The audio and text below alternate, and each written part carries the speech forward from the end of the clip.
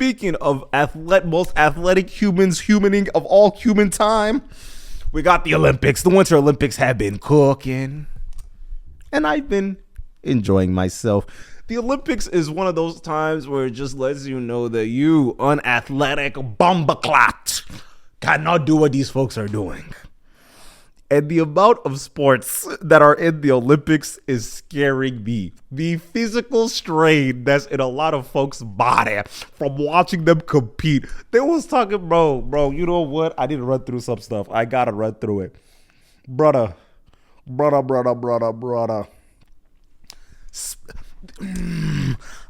I was thinking to myself that the Winter Olympics, the average athlete isn't really like super athletic. They're like moderately built. Them speed skaters, brother. Them speed skaters. They look like they look like the combination of like 100-yard. They're like speed skaters look like they're built to do the 100-meter dash and do the high jump all at the same bumbleclot in time. What type of greedy builds are we doing? How do you look like Captain America? You look like Spider-Man ain't got nothing on you. I was looking at some of these folks' back. I'm like, bro, you don't need all that back. What is going on? And not even to mention, bro, these Winter Olympics are a lot more dangerous than I remember. I was watching the speed skating one specifically, right? And I'm watching, I'm like, this is a lot. They talking about they going 60 miles, 70 miles. I'm like, oh, that's crazy. What if you fall? Shorty fell and tumbled. And guess what happened? Two other people fell with her. And then it clicks to me. Y'all got machetes on y'all feet. Y'all have 24 inches of blade on the backs of brother, right here. Literally from here to here. It's blade, just blade.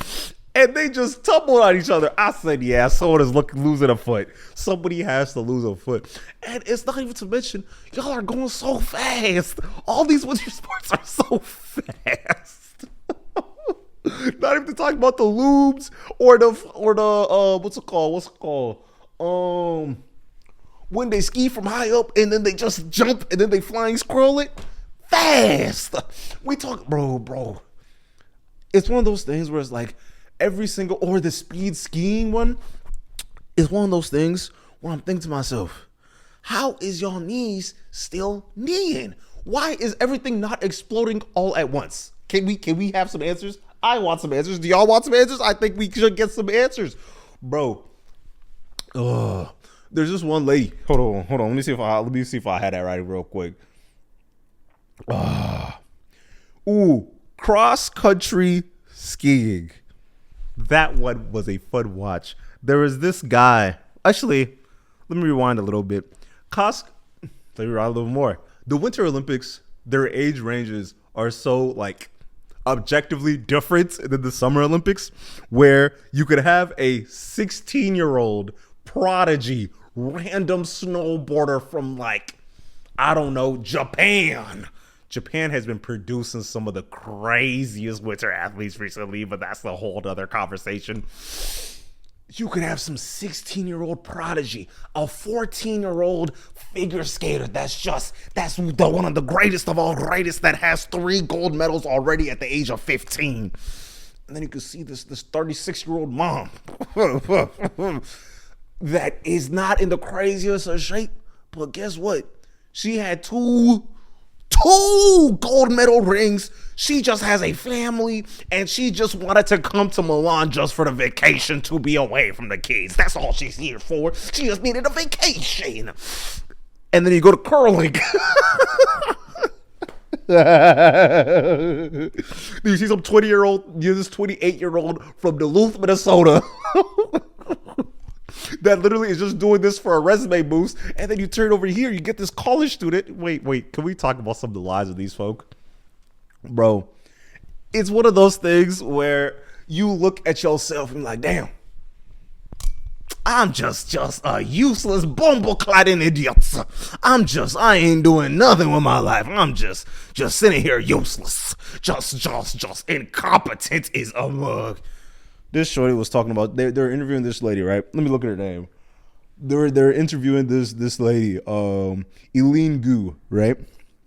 Freestyle skiing, double Olympic gold medalist, 1580 out of 1600 SAT, goes to Stanford, focusing on quantum physics, supermodel from France.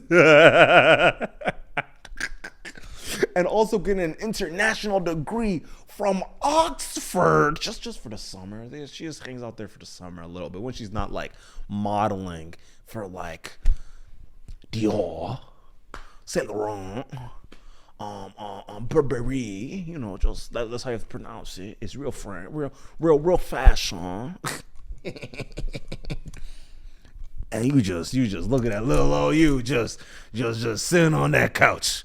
Just scratching your balls and sniffing. That's all you've been doing for the past year. Just scratching and sniffing, scratching and skiffing. You might as well go buy yourself a gambling ticket.